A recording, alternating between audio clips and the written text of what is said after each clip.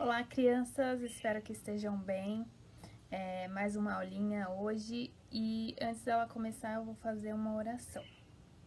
Senhor, meu Deus, meu Pai, eu venho neste momento, Senhor, te agradecer pela vida de cada uma das crianças da tua igreja, Senhor. E venho te pedir também, Senhor, que esteja abençoando esta aula, que elas possam prestar atenção, Senhor, absorver o conteúdo e que possam guardar a tua palavra no coraçãozinho delas e praticá-las, Senhor, e que elas estejam sempre no teu caminho, ó Pai. É em nome de Jesus que eu te peço e te agradeço. Amém. É isso, crianças. Tchau, tchau.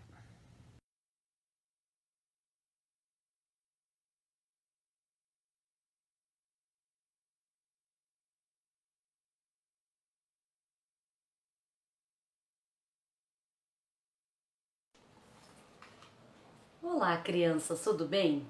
Hoje vamos aprender mais uma história da Palavra de Deus e continuarmos o nosso aprendizado a respeito dos 10 mandamentos. Então, hoje nós vamos ver outros 2 mandamentos que a Palavra de Deus nos ensina. Mas antes, eu quero mostrar para vocês esta imagem aqui, ó. Vocês estão vendo isso aqui? É um relógio. E para o relógio funcionar, os ponteiros irem se modificando, ele precisa de um mecanismo que está dentro dele, para que ele possa ir funcionando corretamente. Assim também funciona a nossa mente, a nossa cabeça. Tudo aquilo que nós pensamos, geralmente, quando a gente quer fazer qualquer movimento, a nossa cabeça, que o nosso cérebro, precisa dar o comando. Então eu estou pensando assim, quero pegar um livro, vou pegar a Bíblia. Então, para eu fazer este movimento de pegar a Bíblia e segurar na minha mão, a minha cabeça, o meu cérebro fez o comando para que eu pudesse me movimentar. É assim que funciona o nosso corpo. Com muitos mais complexidades, mais dificuldades do que um relógio. Mas o nosso corpo precisa se movimentar através do nosso cérebro, e ele que faz o comando. A nossa mente é muito importante para que possamos aqui, ó, pensar, refletir sobre as coisas e para nos movimentarmos. Precisamos que a nossa cabeça esteja funcionando, ó, corretamente. Então, hoje nós vamos aprender que os nossos pensamentos e as nossas ações, elas são importantes e Deus conhece tudo que nós pensamos e tudo que nós fazemos, Deus conhece. E então, quero que você guarde no seu coração esta outra parte aqui, ó, que você deve vigiar os seus pensamentos e as suas ações. Para a gente vigiar e tomar conta disso, vamos aprender aqui, ó. Êxodo 20, verso 3 diz assim, ó: não matarás. Este é o primeiro mandamento que estamos aprendendo hoje, que é o 6º mandamento da palavra de Deus. Quando a gente pensa em não matar, é uma coisa muito clara.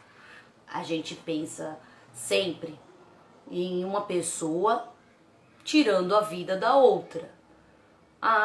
E aí, isso é uma coisa muito triste. Já vimos na televisão, você já deve ter visto em filmes, já deve ter ouvido alguma notícia de alguém que tentou e tirou a vida de outra pessoa. É muito triste isso. Por quê? Porque Deus nos criou, Ele nos formou e Ele que deu o sopro de vida para nós, como deu para Adão quando ele formou o homem, e depois quando nós somos concebidos, né? E nascemos. Deus é que dá o sopro de vida, e Deus se importa muito com as nossas vidas. E só Ele que pode tirar a vida ou dar a vida. Ninguém tem o direito de tirar uma vida de outra pessoa, seja de qualquer maneira, principalmente através do assassinato, matando uma pessoa. Mas não existe só esta forma da gente cometer esse pecado, né, e quebrar este mandamento matando a pessoa. Às vezes, a A nossa raiva, o nosso ódio pela pessoa faz com que a gente deseje que ela morra, deseja que ela não exista mais. E Jesus diz que isso também é matar. Quando você pensa que você quer o mal de alguma pessoa, é como se você estivesse matando ela também. Você está quebrando o mandamento da mesma forma. Lembram da história de Caim e Abel? Quando Deus se agradou da oferta de Abel e não se agradou de Caim, ele ficou com muita raiva. E a raiva era tão grande dentro dele, o ódio que ele teve do irmão dele, que ele acabou matando. Muito triste essa história, né? Porque ele tirou a vida do irmão. E Deus deu um castigo, né, para Caim por causa deste pecado que ele cometeu tirando a vida do irmão. Então, quando nós pensamos mal de uma pessoa, queremos o mal dessa pessoa, nós também estamos quebrando o mandamento de Deus. Mas Deus não quer que a gente deseje mal para as pessoas, que a gente deseje que elas morram, porque Deus conhece os nossos pensamentos e as nossas ações. E Ele quer que nós pensemos coisas boas, que nós não desejemos o mal para as pessoas e que nós sejamos bons. E quando a gente pensa coisas boas, nós também fazemos coisas boas. A palavra de Deus diz que o que deve ocupar o nosso pensamento, tudo que é bom e agradável. Então isso é muito importante para que não venhamos a desejar o mal, em querer matar uma pessoa, até mesmo com os nossos pensamentos, né? Odiando ela, com raiva dela por alguma situação. A gente tem que pedir ajuda a Deus para que possamos pensar em ajudar essas pessoas, em agradar ao Senhor com os nossos pensamentos. Você sabe que Jesus deu a sua vida por nós lá na cruz. E quando ele estava sendo crucificado, Jesus não ficou pensando mal das pessoas que estavam tentando tirar a vida dele. Jesus até orou a Deus e pediu para que Deus tivesse misericórdia daquelas pessoas, né? Então esse deve ser o nosso pensamento, né? Ele pediu para que Deus o perdoasse aquelas pessoas quando ele deu a sua própria vida, para que nós pudéssemos ter o nosso coração limpo do pecado, né? Para que ele pudesse controlar até os nossos pensamentos e nos ajudar a vivermos para ele, a pensarmos coisas boas. Quando pensamos em Deus, estamos pensando em coisas boas. Mas tem um outro mandamento que também envolve o nosso pensamento e as nossas ações, que é o 7º mandamento, que fala: não adulterarás. Sabe o que significa adulterar? Significa quando você deseja uma outra pessoa que não é a sua esposa ou seu marido. Deus criou e fez o homem e a mulher para que eles se casassem, para que vivessem em família, para que os dois se tornassem uma só carne, como diz a palavra de Deus. Por isso deixa o homem, o pai e mãe, e se une a sua mulher e os dois se tornam uma só carne.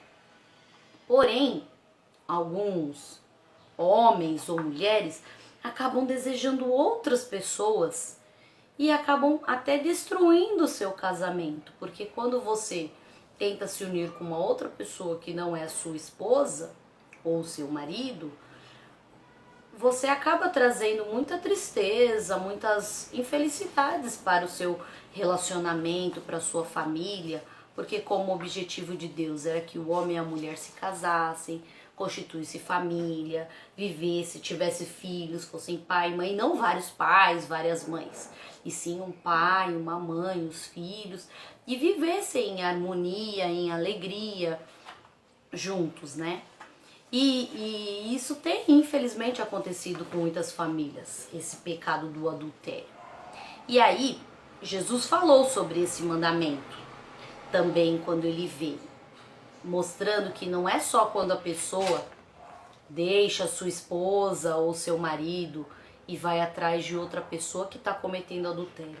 Às vezes aquilo que você vê na televisão, o que você vê em algum outro lugar, faz com que o seu pensamento, ai, nossa, como eu queria isso, como eu queria aquela pessoa, quando você pensa em querer alguém que não é o seu esposo ou o seu esposo ou a sua mulher, você também está pecando.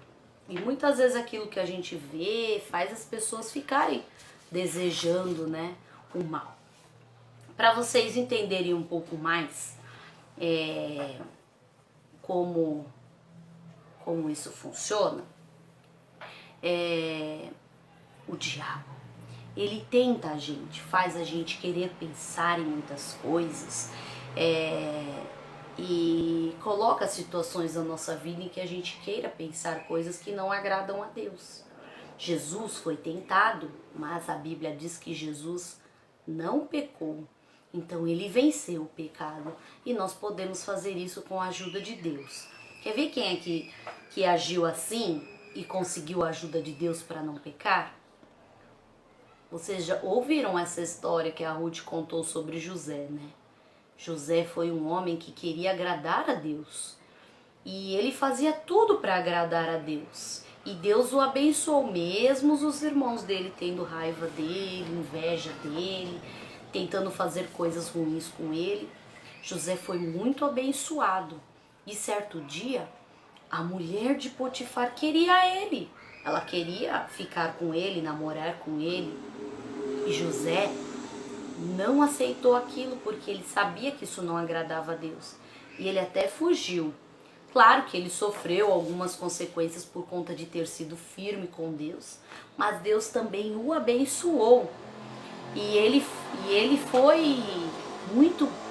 foi uma pessoa muito importante na época dele, mesmo tendo passado por tantas dificuldades como vocês ouviram na história de José. Mas ele foi firme e ele foi fiel a Deus. E é isso que Deus quer que nós façamos, que nós sejamos fiéis a Deus, que nós possamos vencer o pecado, vencer todas as tentações que venham a surgir. Por isso que nós aprendemos que devemos vigiar os nossos pensamentos e as nossas ações a cada dia. Todos os dias devemos pensar se o que estamos fazendo está realmente agradando a Deus, se aquilo que estamos pensando agrada a Deus, e devemos pedir para Deus nos ajudar a controlar os nossos pensamentos e as nossas ações. Lembrando que Deus, Ele nos amou. Ele nos deu Jesus para morrer na cruz pelos nossos pecados. E se você já tem o Senhor Jesus no seu coração, lembre disso, ó. Deus conhece os seus pensamentos e as suas ações. E Ele pode ajudar você a cuidar disso e a viver para a glória dEle. A não ficar com raiva das pessoas, a não desejar coisas que não agradam a Deus. E a cuidar também da sua família. Você deve orar e pedir a Deus sempre que te ajude. E glorificar a Deus com a sua vida. Se você ainda não tem o Senhor Jesus no seu coração, peça para Ele ser o seu Salvador e cuidar da sua vida e te ajudar a que você possa viver para a glória dEle e a vigiar os pensamentos e as ações todos os dias. E assim nós vamos cumprir os mandamentos do Senhor com a ajuda de Deus, claro. E que Deus nos abençoe. Amém.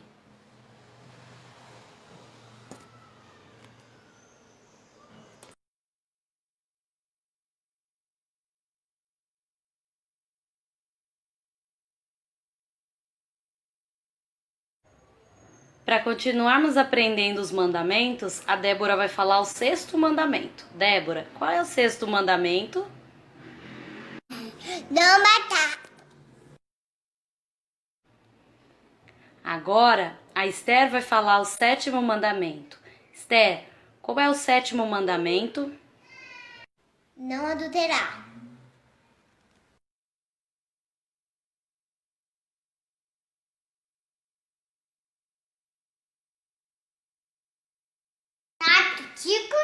Meu corpo é a casa de Deus, em mim Ele veio morar. Tudo que penso, tudo que faço, deve a a Ele agradar. Meu corpo é a casa de Deus, em mim Ele veio morar. Tudo que penso, tudo que faço, deve a Ele agradar.